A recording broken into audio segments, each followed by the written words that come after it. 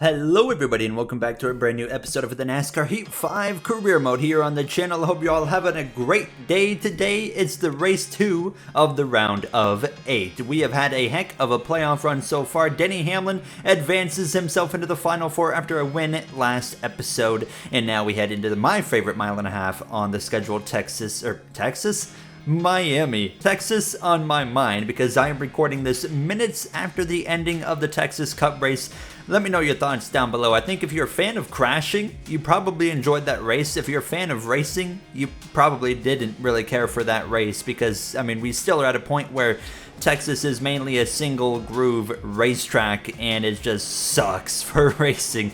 But nonetheless, it wasn't an awful race. I wasn't falling asleep or anything. So, absolute heartbreak, of course, for Kyle Larson, dominant at the end of that race, and just the way the track is and the way the next gen is, he got loose on the inside, battling with Bubba Wallace, and of course wrecked into the outside while all on his own, unfortunately there. Obviously, you guys know I'm a Daniel Suarez fan, but Kyle Larson always second in line, then Denny Hamlin, so it kind of hurt for Larson to watch him go crashing there. But as a Suarez fan, nice to see him go from spinning in the pit lane, a lap down in 30th, to finishing in the top 10 by the end of the race. Car was pretty good here in this number 16, focusing on the career mode now. P1, 2, 3, our lap rankings right there. It got slower and slower as we went on. We focus in on qualifying a little bit later, actually a Friday qualifying. This is going to be a night race, so Homestead in real life is a daytime race. In the mod, they did a night race for this, so we will be racing under the lights here from Homestead, Miami. Now as we come through one out of turn 2, a goal of a 32.500. They're a little bit loose on the exit of the corner, and we go down into 3 and 4, getting all the way to that white line. Now in the race, I want to be up here towards this wall. This is where I want to run right up on this wall in the actual racing, but in qualifying, getting down to that inside. We cross the line with a 33.193. It's going to put us P24 here, so not great, not terrible. Clearly, as usual in this 4-star car, some work to do here now as we have an exciting set of races on the way. As you can see, Timmy Hill in the field this weekend, qualified dead last. Now as we look through the rest of the grid here now, and you can see as well, rounding out the top 10, Martin Truex Jr. needs a lot of work to get himself back into the fight, and Larson on pole, and he is still in search of that first win of the season at a track where I think we can all agree we expect to see him win. Xfinity Series Saturday racing. Actually, we saw Jade Buford again win. That's his third win of the season. He is no longer in the playoffs, so it doesn't matter in terms of the championship picture. I don't know how he does it, but he did again. And now we're going to get ready to go racing Sunday evening in Miami. Just 3 races remain in the season as we approach race 2 of the round of 12 in Homestead, Miami. We have some big names in need of huge days here tonight, including defending champ Joey Logano and Martin Truex Jr. Truex and Logano are already basically in a must-win situation, Rick, with Blaney being 15 points out and Chastain 10 out as we head into a good track for him. We can't rule out Miami Chaos Jr. We've seen this track produce some wild moments in the past. We could see it again tonight, and the playoff battle get blown wide open again.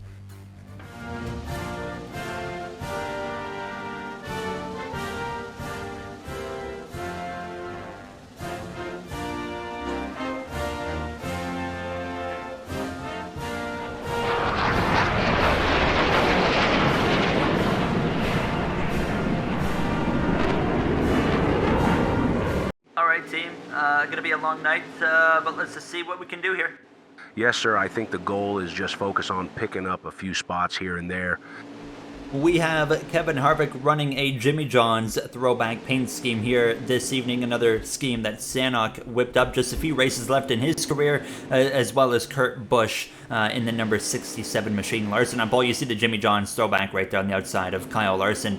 Cursed images here. That's not Timmy Hill, and that's not Ryan Vargas in the number 30. That's a picture of Austin Hill. Nonetheless, we're ready to roll in this Razor Chroma. It's been a while since we've had the Razor colors on our car, but we are ready to roll at the mile and a half. Like I said, my favorite mile and a half as we get underway. The second race of the round of 8 here from Homestead, Miami. Arguably the best mile and a half for racing. Was such a fun circuit to decide a championship on for all those years at Homestead, Miami. Of course, we've now transitioned towards Phoenix Raceway. My opinion doesn't put on anywhere near as good of a show in the 3 times we've decided a championship there now. As we exit turn 2, down the spike straightaway though, already in the lane that I personally prefer. You're gonna, of course, have a track like this, see Kyle Larson, Tyler Reddick, those guys up on the wall, wouldn't be surprised. Denny Hamlin, someone commented in the last episode it was, I think, Hamlin's going on a bit of a Tony Stewart 2011 run. Now, if you weren't into NASCAR by then, I was brand new to NASCAR in that era, but Tony Stewart went winless in the regular season. We went into the playoffs, or at the time it was called the Chase, and Stewart went and won 5 of the 10 races, and of course won the title over Carl Edwards in what a tiebreaker, because he had the most wins, and I think Edwards was 1 win that season if I'm not mistaken. Hamlin winless in this regular season, and he's won 3 races now here in the playoffs, and to the lead Denny Hamlin goes past Kyle Larson early on in this race. Could Hamlin go 4 wins in these playoffs now? He's already locked into the Final 4 with a win in the last episode from Las Vegas. This is an interesting round. You have the 2.5 miles, and then you have the short track of Martinsville in the next one. How about Eric Jones flying past me in these opening laps? We hadn't really gone anywhere. We qualified 24th. We run 23rd after passing Bubba Wallace, who was oh so close to getting the victory in Texas IRL there a few minutes ago. Now, unfortunately, he could not hang on as we continue down this front straightaway, already closing in on these final 10 laps of stage number 1. Hamlin continues to lead, cautions out, and you see the smoke pouring out from somebody up in front of us already. That looks like a pretty evident tire failure. Hard to tell from here. Who is it? I can't tell still. It's Kurt Busch, as I certainly find out. I found his door. So that might hurt us for the restart, I don't know. Nobody's going to pit aside from the obvious of Kurt Busch, because we can make it to the end from here. Kurt Busch, fortunately for him, even after those impacts, is still in the race, and surprisingly enough, our restart speed is not really impacted from that. It looks like we're a bit slower, but not to a point that we usually see with the bug in the game. If there's contact after a caution comes out, it usually kills your restart. So we get away with one there. Behind the 54 of Ty Gibbs, we have, by the way, this was completely unnoticed, but because we made the playoffs over any other rookie like Gibbs, we do win we win Rookie of the Year here in Season 1. So we will go out as Rookie of the Year here in the 16 Colleague machine. All the way over to the outside, actually caught the wall a little bit with the right rear. That slows our pace down. Suarez back clear. Here comes 23 of Bubba Wallace, Chandler Smith, and the 13 as well. He'll be finishing out the season, but Daniel Hemrick might get one start going into Martinsville, and Smith at Phoenix now as we come through running this top group in 1 and 2. Just where I'm most comfortable in this car, but I was getting a little free. You can see it right there. The car starts to wander a little bit on the exit of turn 2 specifically. Turn 4, not an issue, but turn 2, definitely an issue on the exit of the corner. So something I was trying to keep in mind. 42 car, Trevor Bayne actually piloting that car this week. You see me again loose on the exit of turn 2 on the outside of my teammate. We get clear of Smith, and we dive down to the inside now, because I was starting to get a little bit, less confident on that top with how loose it was getting on the exit. So I just merged down here, trying to get a little bit more comfortable again. And actually the car didn't wander too much, but here comes Kurt Busch as we approach the final 3 laps of the stage. Hamlin still in control. Absolute dominant playoffs, and he continues here to Miami at the top. Kurt Busch through into 22nd now as we would try to follow him up to Daniel Suarez. Look at the ground we've gained on this 99 as we start merging back up the track with 2 laps to go in the stage. We slide to the inside. We go for a spin. It's going to be a 360 no-scope NASCAR style. That's going to bring out a caution, come to the white flag in the stage, so that'll shorten it by a lap. I just simply lost it on the exit of turn 2. I don't know what happened. It just went out from under me. Simple as that. Okay, no damage here. Let's not panic. We'll tighten the car up. And there you hear the radio conversation, so we are going to tighten it up a bit. That's got to be, my first self-spin since I think Indianapolis road course, or Watkins Glen. No, Watkins Glen for sure.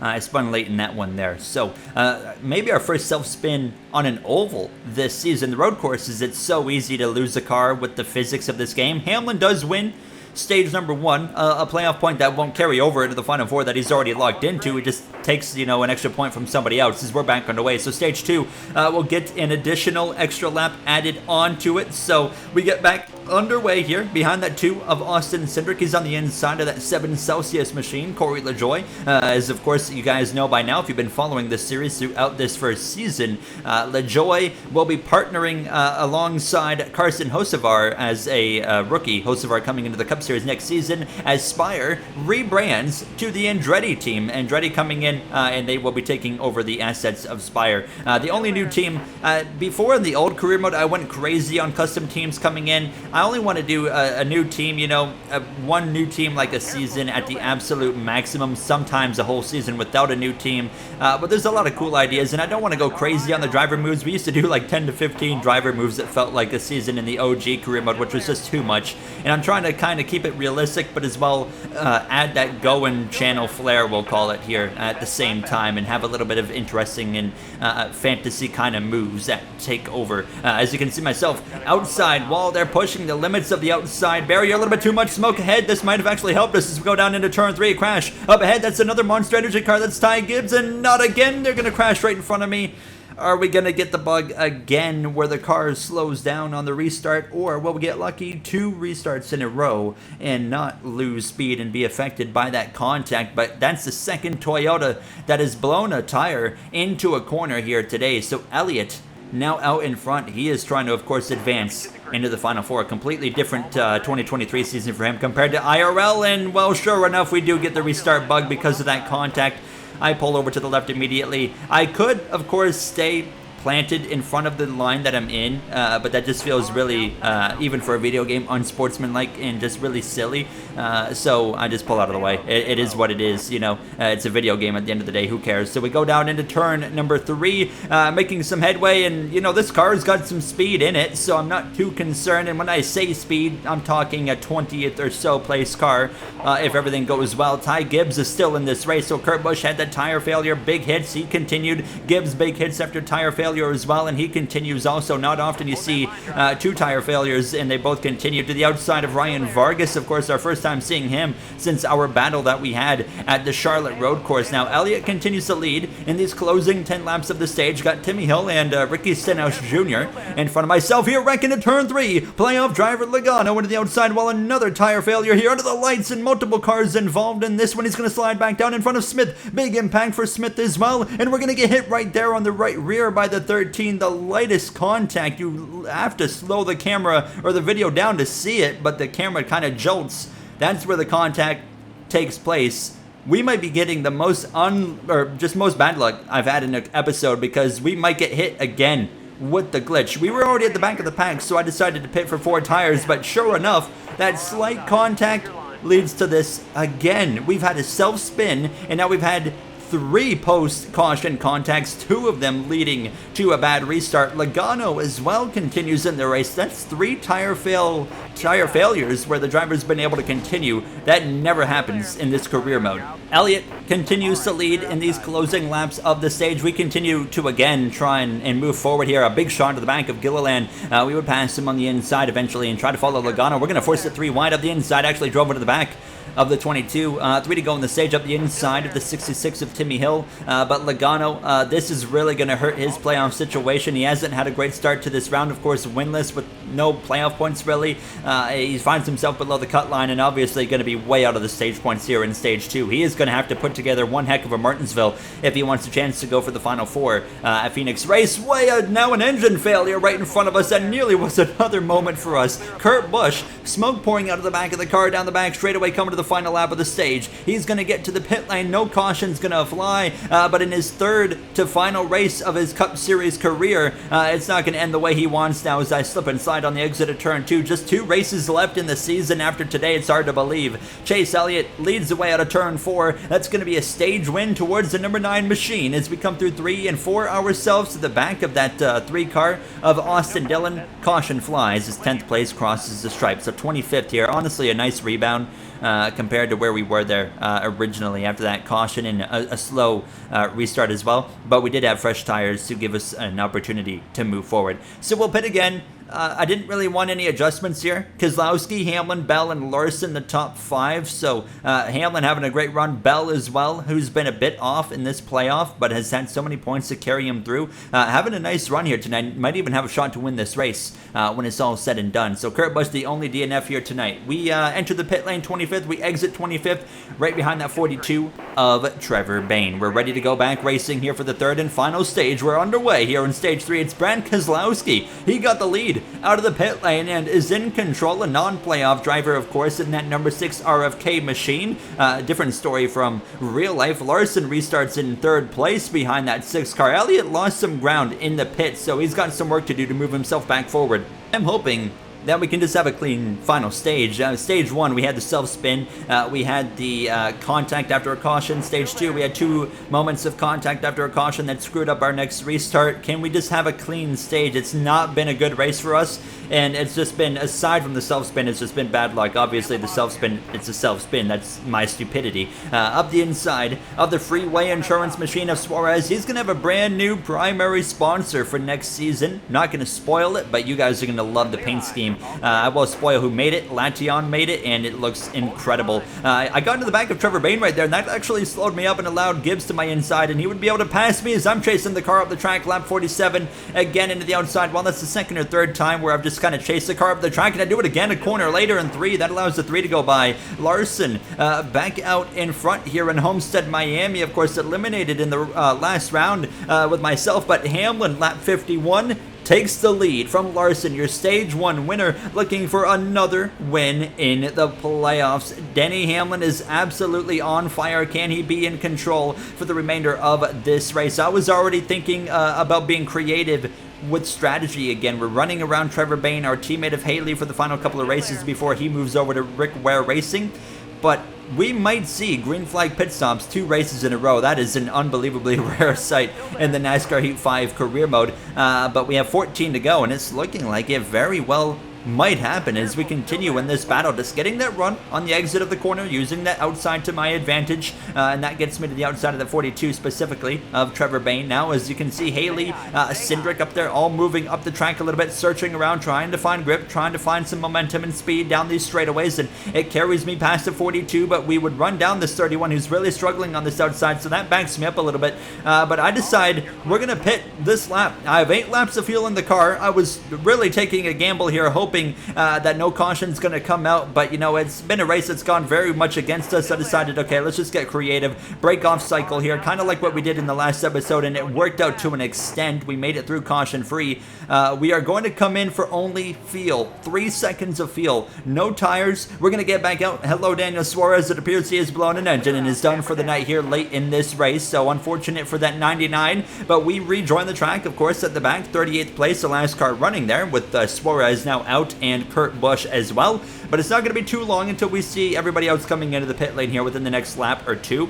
Lap 59, you can see we got a mirror full of the 60 of Austin Cindric. I was trying to hold him behind me, but it's pretty evident that we just don't have a lot of pace here tonight in Miami, and I'm so excited to get this alliance underway at Colleague Racing with Hendrick Motorsports, because we will then have a 5-star caliber car, and it'll be a way different scenario next time we come to Miami in the Season 2. As you can see, that 2 car is going to get past me. However, green flag pit stops for everybody else kicks off here in Miami, so this is what we like to see. We want to see it stay green for about another lap or 2.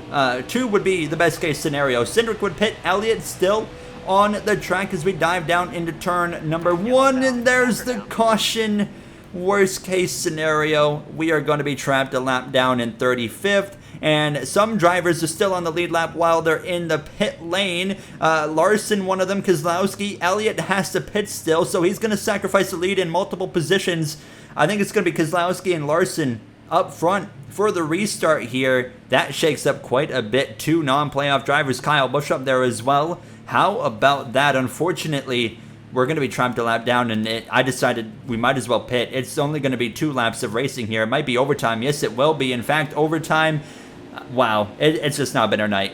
My recommendation for this overtime restart is not only pay attention to what we're doing, because we're going to get wild. We have a heck of a tire advantage now, But watch the track map. The battle for the win is on. 2 laps to go. NASCAR overtime. It's non-playoff drivers fighting for the win. Chastain, a playoff contender, all the way back here with me. He was the free pass. That's why he is back here in that trackhouse machine. But that still tells you a lot of track position lost. He's not going to be able to make any of it up. It's only 2 laps of racing. Larson leads the way down the back straightaway. It's been a winless season for the number 5. Can he finally go to victory lane? If you can see far enough up ahead, he's on the outside. That's Christopher Bell of the inside. A huge checkup in front of myself. What are we doing down here? It's a lot of older tires in front of me, so not necessarily surprising. White flag in the air. It's Larson leading down towards turn number 1. Christopher Bell, however, up his inside. They continue side by side down into 1 and 2. I'm going to jump up to the top. That's the only place we're going to be able to try and find some positions here now. As you can see, sure enough, going around the outside, we are 4 wide on the exit of turn 2 down this back straightaway, looking for a gap between Vargas and the wall. Contact there. We back out of it there forcefully, and Larson continues to lead, but hold on. Bell is still on his inside on this final lap. Christopher Bell to the lead, looking to punch his ticket into the final 4 down the front straightaway. Christopher Bell is not going to do it. Larson gets him at the line. Kyle Larson as we cross the line for 33rd, but Larson wins for the first time this season in what looked like to be a photo finish in Homestead, Miami. I said it at the beginning of the episode. If Larson was going to win anywhere, it was going to be Miami. Let's see the margin of victory here in Homestead. What a finish there. Larson 4 1/1000ths of a second, and this is what it would do to the playoff grid with 1 race left in the round of 8. Harvick and Bell both 30 and up above the line, but Elliott is only 8 above over Blaney. Chastain, Logano, Truex, all rough nights find themselves in basically a must-win scenario, so it's not going to be easy for them in Martinsville. However, we've seen drivers in must-wins do it before, so anything can still happen, but it's really between Elliott and Blaney. 8 points separate them 2 for the final spot in the final 4. Those are the 2 we're going to keep a very, very close eye on in the next episode. You see the playoff grid for Xfinity there as well. That's going to wrap it up for myself. I'll see you guys in the next one where we will determine the final 4 after Martinsville. Thank you for watching. Have a great day.